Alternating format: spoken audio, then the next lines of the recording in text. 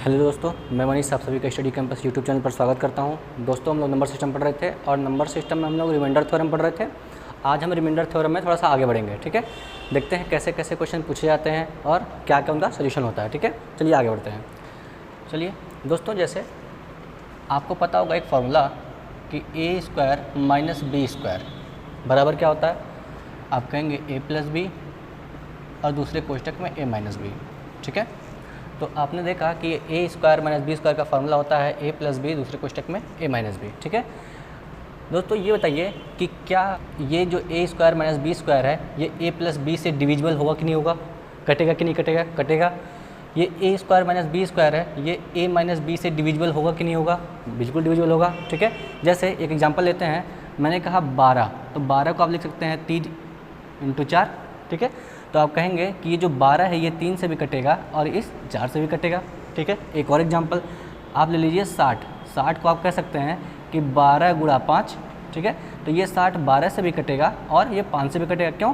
क्योंकि ये जो 60 है इन दोनों का प्रोडक्ट से आ रहा है। ठीक है, तो उसी प्रकार ये ए स्क्वायर माइनस बी स्क्वायर का जो फॉर्मूला है ये ए प्लस बी ए माइनस बी होता है, यानी कि ए स्क्वायर माइनस बी स्क्वायर ए प्लस बी से भी डिविजिबल होगा और ए माइनस बी से भी डिविजिबल होगा। ठीक है, तो आप कहेंगे कि सर इससे हमारा फ़ायदा क्या है। ठीक है, देखते हैं। एक क्वेश्चन इस पर बन जाता है कि ए के पावर n माइनस बी पे पावर n, ठीक है, इज ऑलवेज, नोट कर लेंगे आप इसे, divisible by a plus b and a minus b when n is even. ठीक है, मतलब कि कहने का ये मतलब है कि a पे पावर n माइनस b पे पावर n हमेशा डिविजिबल होगा a प्लस बी से और a माइनस बी से जब n क्या हो, एक सम संख्या हो। देखिए यहाँ पर ये क्या था, एक सम संख्या था। दोनों n होना चाहिए, मतलब कि दोनों बराबर होने चाहिए। ठीक है, और दोनों सम होने चाहिए। ठीक है, आप कहेंगे कि ठीक है सर, स्क्वायर में तो समझ में आ गया, अब पावर 4 लेके दिखा दीजिए, मुझे इवन ही लेना है आप पे। ठीक है, चलिए देख लेते हैं। जैसे आप कहेंगे कि ए के पावर 4 माइनस बी के पावर 4। अब आप इसे जब ब्रेक करेंगे बच्चे, तो आप कहेंगे कि ए स्क्वायर प्लस बी स्क्वायर एक कोष्टक में हो जाएगा, दूसरे कोष्टक में होगा ए स्क्वायर माइनस बी स्क्वायर। ठीक है, कोई दिक्कत नहीं है। फिर आप कहेंगे सर इसको फिर ब्रेक करेंगे तो ए स्क्वायर प्लस बी स्क्वायर ये ऐसे ही रहेगा और ये फिर ब्रेक हो जाएगा ए प्लस बी और ए माइनस बी में। ठीक है, अब बच्चे फिर देखो इसके फॉर्मूले में ये आ गया कि नहीं आ गया, मतलब कि ये जो a पे पावर 4 माइनस बी पे पावर 4 है ये a प्लस बी से भी डिविजिबल होगा और a माइनस बी से भी डिविजिबल होगा, क्योंकि यहाँ पर क्या है, ये इवन नंबर्स थे। ठीक है, तो बात समझ में आ गई। ठीक है, तो आप इस पर नोट करिए। अब देखिए इस पर क्वेश्चन कैसे पूछा जाता है। इस पर देखिए क्वेश्चन कैसे पूछता है कि 23 पे पावर 10 माइनस 2 पे पावर 10 इज डिविजिबल बाई, किससे विभाज्य है। ठीक है, तो बच्चे आप देख रहे हो कि ये a पे पावर n माइनस b पे पावर n है और ये इवन है, मतलब कि सम संख्या है। ठीक है, तो आप कहेंगे कि ये जो हमारी संख्या होगी ये 23 धन 2 और 23 माइनस 2, यानी कि ये 25 से भी डिविजिबल होगा और ये 21 से भी डिविजिबल होगा, मतलब कि ये जो संख्या होगी ये 25 से भी कटेगी और 21 से भी कटेगी। ठीक है, अब इसी क्वेश्चन को एक और तरीके से पूछा जा सकता है बच्चे, मैं यहाँ पर लिख रहा हूँ। ठीक है, मुझे उम्मीद है आपको दिख रहा होगा। यहाँ पे एक क्वेश्चन और पूछा जा सकता है कि 23 के पावर 10 माइनस 2 के power 10 is not divisible by. ठीक है, किससे विभाज्य नहीं है, तो ऑप्शन दिया होगा A 5, B 3, C 7, D 4। ठीक है, कहेगा कि 23 के पावर 10 माइनस 2 पे power 10 is not divisible by, मतलब कि ये संख्या इन चारों में से किस संख्या से विभाज्य नहीं है। ठीक है, तो बच्चे आप देख रहे हैं कि ये जो 23 पे पावर 10 माइनस बी पे 2 पे पावर 10 है, ए पे पावर n माइनस बी पे पावर n है और पावर जो है वो इवन है, तो आप कहेंगे कि ये संख्या 23 2 25 और 23 माइनस 2 21, 25 और 21 से डिविजिबल है, मैंने जैसे कि आपको यहाँ पे बताया था। तो आप कहेंगे कि सर अगर ये संख्या 25 से डिविजिबल है तो ये संख्या 5 से भी कटेगी, बिल्कुल कटेगी। अगर ये संख्या 21 से डिविजिबल है तो ये संख्या 3 से भी कटेगी, क्योंकि 7 × 21 7 से भी कटेगी, यानी कि जो हमारा उत्तर हो रहा होगा ये ऑप्शन नंबर डी हो रहा होगा, यानी कि 4 हो रहा होगा। ठीक है, तो दोस्तों उम्मीद है आपको ये चीज़ पूरी समझ में आ गई होगी। आप इसे नोट करो, फिर अगले क्वेश्चन पे चलते हैं, ठीक है, आप इन्हें नोट करिए।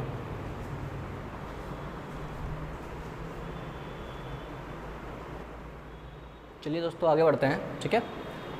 आपने एक फार्मूला पढ़ा होगा A cube minus B cube का। क्या फार्मूला होता है इसका? ए माइनस बी दूसरे कोष्टक में A square plus A B plus B square, यही फार्मूला होता है, ठीक है। तो दोस्तों अब इस फार्मूले से हमें एक जानकारी मिल रही है कि ये A cube minus B cube है, ये ए माइनस बी से ऑलवेज डिविजिबल होगा। मैंने बताया ना, इन दोनों का प्रोडक्ट लेकर ये हमें मिल रहा है, तो इस संख्या से भी ये कटेगा और इससे भी ये कटेगा, ठीक है। लेकिन हमारे लिए यूजफुल सिर्फ यही है, ठीक है, इसका कोई फिक्स फॉर्मेट नहीं है, और मतलब ये पावर बढ़ता जाएगा, ये बदलता जाएगा, लेकिन ये सेम रहेगा, ठीक है। तो बच्चे देखेंगे कि ये हमारा ए क्यूब माइनस बी क्यूब ये किससे डिविजिबल है? ए माइनस बी से, ठीक है। तो इस पर हम एक रिजल्ट लिख रहे हैं कि ए के पावर n माइनस बी पे power n is always divisible by a minus b when n is odd. क्या कहेंगे बच्चे आप? When n is odd. Odd मतलब क्या होता है? विषम होता है, विषम, ठीक है। तो बच्चे आप देखिए यहाँ पर कि कह रहा है क्वेश्चन में ए के पावर n माइनस बी के power n is always divisible by a minus b. मतलब कि ए के पावर n माइनस बी के पावर n में अगर ए माइनस बी से भाग दे दे तो ये पूरा डिविजिबल होगा। कब? जब n क्या हो? एक विषम संख्या हो, ठीक है। आप इस चीज़ को इससे रिलेट करके याद रखेंगे तो आपको याद रहेगा, ठीक है। पिछले वाले को आप ए स्क्वायर माइनस बी स्क्वायर से रिलेट कर लेंगे, ठीक है। तो देखिए यहाँ पे क्वेश्चन कैसे बनता है। अगर मान लीजिए मैं पूछ लूँ 49 के पावर 5 माइनस 2 के पावर 5 किससे विभाज्य है? किससे विभाज्य है, ठीक है। तो बच्चे आप कहेंगे ये ए पे पावर n माइनस बी पे पावर n है, जहाँ पे n ऑड है, ठीक है। तो आप कहेंगे सर ये 49 माइनस 2 यानी कि 47 से ऑलवेज क्या होगा? डिविजिबल होगा। बात समझ में आ गई, ठीक है। तो आप इस चीज़ को भी नोट कर लेंगे कि ए के पावर n माइनस बी के पावर n हमेशा किससे डिविजिबल होगा? ए माइनस बी से, जब n क्या होगा? एक ऑड होगी, विषम संख्या होगी। बच्चे इस पर बहुत सारे क्वेश्चन पूछे जाते हैं, इसलिए आपको पढ़ना पड़ेगा और आपको याद भी रखना पड़ेगा, ठीक है, ताकि क्वेश्चन को जल्दी से जल्दी सॉल्व कर सकें, ठीक है। ये पूरा रिमाइंडर थ्योरम का ही पार्ट है, ठीक है, नोट करिए इसे।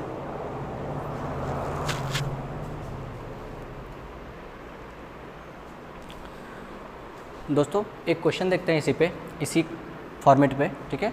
एक क्वेश्चन पेपर में पूछा गया कि 55 पे पावर 77 माइनस 17 पे पावर 77, ठीक है, किससे विभाज्य है? किससे विभाज्य है यानी किससे डिविजिबल है, ठीक है। फिर ऑप्शन में था A B C D. Option में थे 37 19 55 NOT, ठीक है, ध्यान आप दीजिए, ठीक है। तो बच्चे आपको पता है कि ए पे पावर n माइनस बी पे पावर n यही वाला फार्मूला है, और ये n क्या है? एक ऑड है, विषम संख्या है। तो आप कहेंगे कि ये जो संख्या होगी ये 55 माइनस 17 यानी कि 55 माइनस 17 यानी कि 38 से डिविजिबल होगी बच्चे, ठीक है। अगर ये पूरी संख्या 38 से कट रही है तो बच्चे ये 19 से कटेगी या नहीं कटेगी? बिल्कुल कटेगी, ठीक है। तो हमारा उत्तर क्या हो रहा होगा? 19 हो रहा होगा, ऑप्शन बी हो रहा होगा, ठीक है। तो बच्चे ऐसे ही क्वेश्चन पूछे जाते हैं। एक इस पर क्वेश्चन बना सकता है किससे विभाज्य नहीं होगी, और जिससे विभाज्य हो रही होगी उसके फैक्टर 3 दिए होंगे और एक फैक्टर नहीं दिया होगा, ठीक है। तो आप ऐसे निकाल सकते हैं इसको, ठीक है। आप इन्हें नोट करिए, फिर आगे बढ़ते हैं।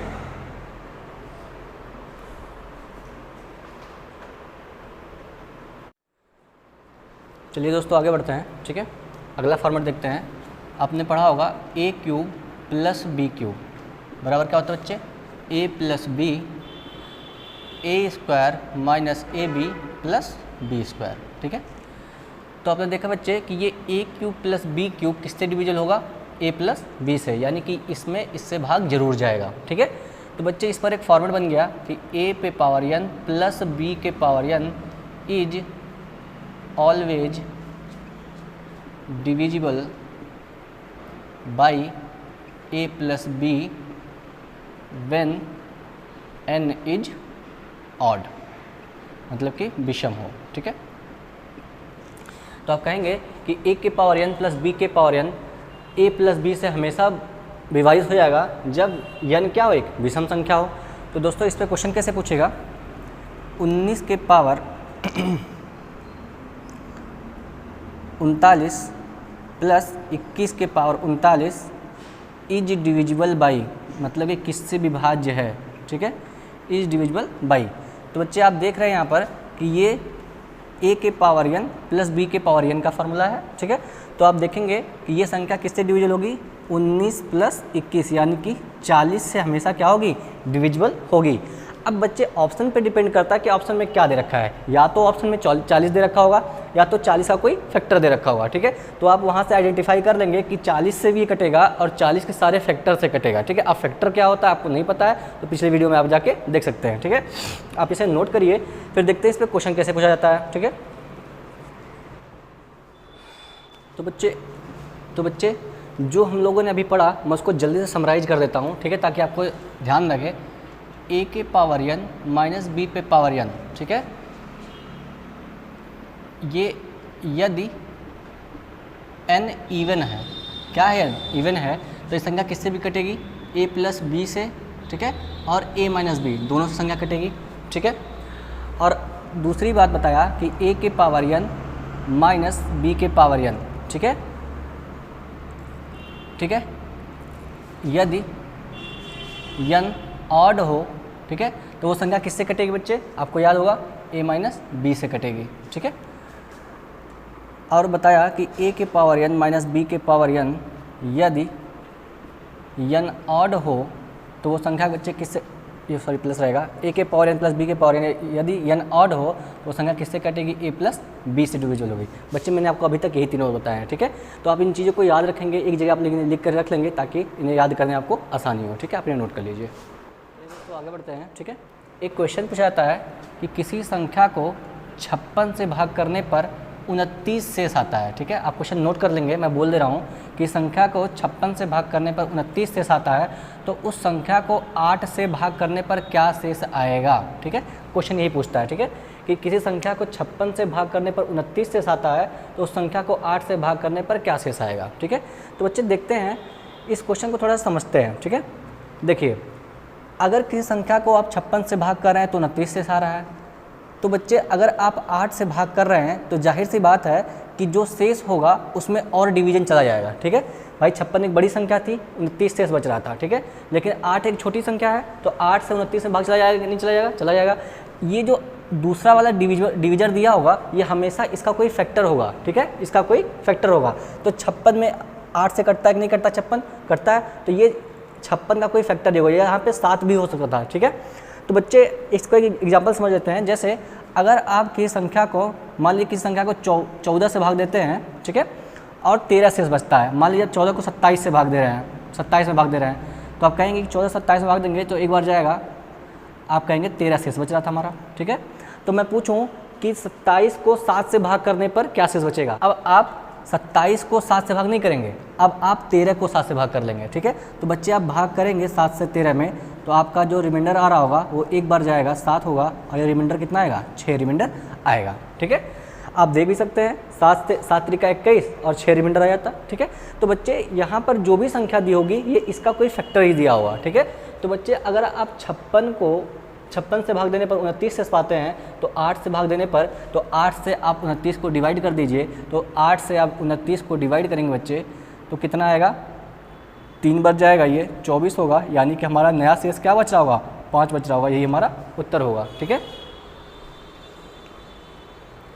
तो दोस्तों यही क्वेश्चन पूछा जाता है, ठीक है। ऐसे ही क्वेश्चन पूछे जाते हैं कि किसी संख्या से किसी संख्या में भाग देने पर कुछ शेष आता है तो दूसरी संख्या से भाग देने पर क्या शेष आएगा। तो जो दूसरी संख्या दी होगी वो हमेशा इसका फैक्टर होगी, ताकि इससे इसमें भाग चला जाए और इसमें भाग करने पर जो शेष आएगा वही हमारा क्या होता है, उत्तर होता है, ठीक है। तो एक छोटी सी बात थी, आप इसे नोट करिए, फिर आगे बढ़ते हैं।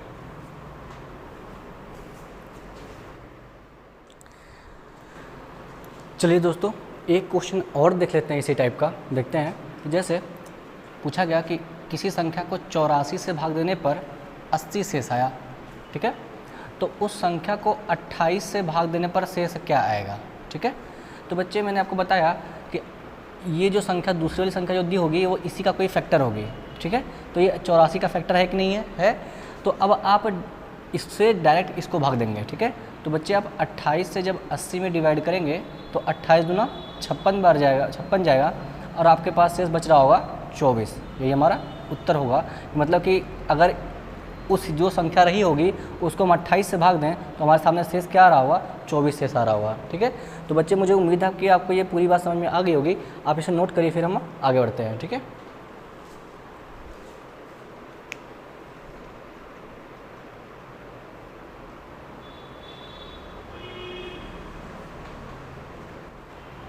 चलिए दोस्तों आगे बढ़ते हैं। अब देख लेते हैं रिमाइंडर थ्योरम में ही फैक्टोरियल पे बेस्ड कुछ क्वेश्चन पूछ लिए जाते हैं।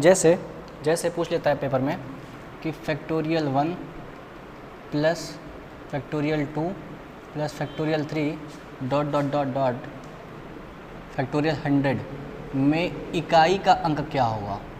इकाई का अंक क्या होगा इकाई का अंक क्या होगा।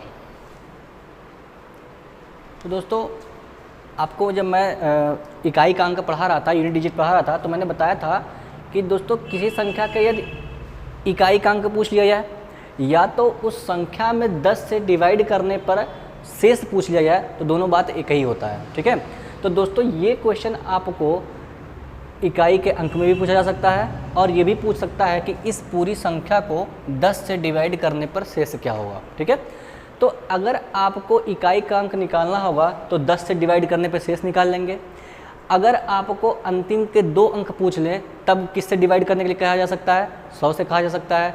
अगर अंतिम के 3 अंक की बात की जाए तो किससे डिवाइड करने की बात कही जाएगी, 1000 से डिवाइड करने की बात कही जाएगी। ठीक है, तो इस क्वेश्चन को ऐसे ही पूछा जा सकता था कि इस संख्या में 10 से भाग देने पर शेष क्या होगा। ठीक है बच्चे, तो देख लेते हैं। आपको मैंने फैक्टोरियल के बारे में पहले भी बताया था कि किसी भी संख्या का फैक्टोरियल का मतलब क्या होता है। जैसे कि अगर मैं लिख दूं 5 का फैक्टोरियल, यानी कि मेरा मतलब होता है 5 गुणा 4 गुणा 3 गुणा 2 गुणा 1।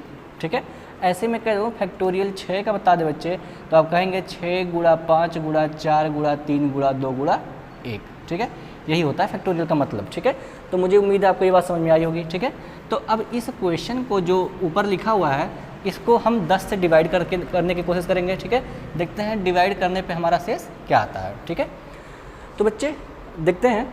अगर बच्चे फैक्टोरियल 1 का मतलब क्या होता है, फैक्टोरियल 1 का मतलब 1 होता है। ठीक है, तो बच्चे अगर आप 1 में 10 से भाग देंगे तो आपका शेष कितना आएगा बच्चे, 1 शेष आएगा। ठीक है, फैक्टोरियल 2 का मतलब क्या होगा, 2 गुणा 1 मतलब कि 2, और अगर आप 2 में बच्चे 10 से भाग देंगे तो शेष क्या मिलेगा आपको, 2 शेष मिलेगा। ठीक है, फैक्टोरियल 3 बच्चे, फैक्टोरियल 3 का क्या मतलब होता है, 3 गुणा 2 गुणा 1 यानी कि 3 दूना 6, और 6 में बच्चे आप 10 से भाग देंगे तो आपको शेष क्या मिलेगा, 6 ही शेष मिलेगा।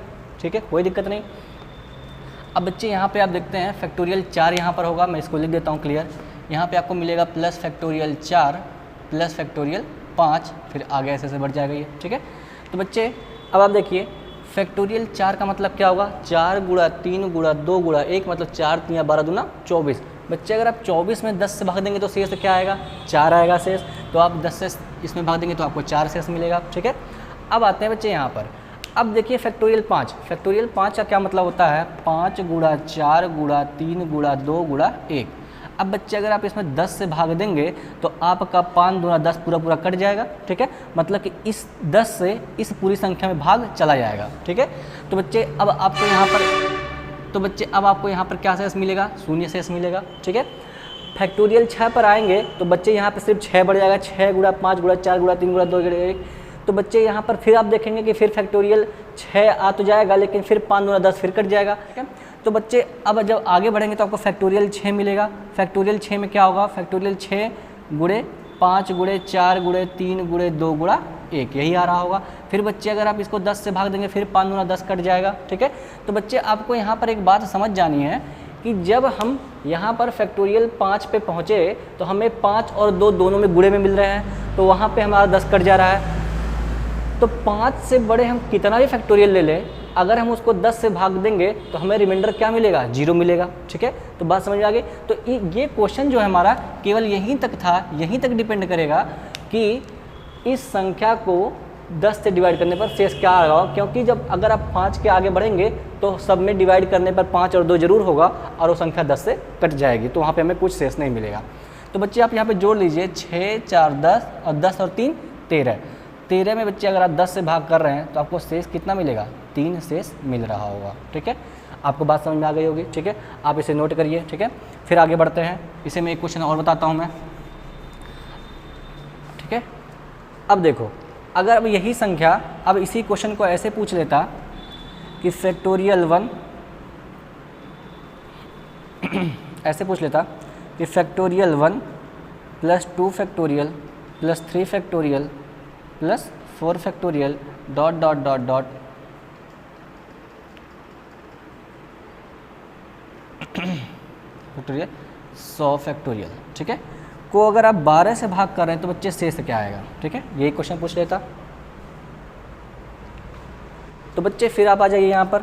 बच्चे 12 से अगर आप 1 में भाग देंगे तो आपको 1 शेष मिलेगा, 2 में अगर 12 से भाग देंगे तब 2 शेष मिलेगा, 3 दूना 6, 6 में अगर आप 12 से भाग देंगे तो आपको 6 ही शेष मिलेगा। ठीक है, 4, अब देखिए यहाँ पर फैक्टोरियल जब 4 आया तो आप इसे लिख सकते हैं 4 गुणा 3 गुणा 2 गुणा 1 बटे 12। बच्चे आपको यहाँ पर देखना चाहिए कि 4 3 12, 12 से 12 पूरा पूरा कट गया। ठीक है, तो आप देखेंगे कि अब ये फैक्टोरियल जब आप इससे आगे बढ़ेंगे तो आपको 4 और 3 का गुणा जरूर मिलेगा, तो 12 से हर 12 डिविजिबल हो रहा होगा, यानी कि अब 4 के आगे आप कुछ भी लेंगे हमेशा आपको रिमाइंडर क्या मिलेगा बच्चे, 0 मिलेगा। ठीक है, तो आपका क्वेश्चन बस यहीं तक रह गया। ठीक है, तो आप डिवाइड कर लीजिए कि 6 2 8 और 1 9, 9 को बच्चे आप 12 से डिवाइड करेंगे तो आपको शेष क्या मिल जाएगा, 9 ही शेष मिलेगा। ठीक है बच्चे, आप इसे नोट कर लीजिए। ठीक है, फिर आगे बढ़ते हैं।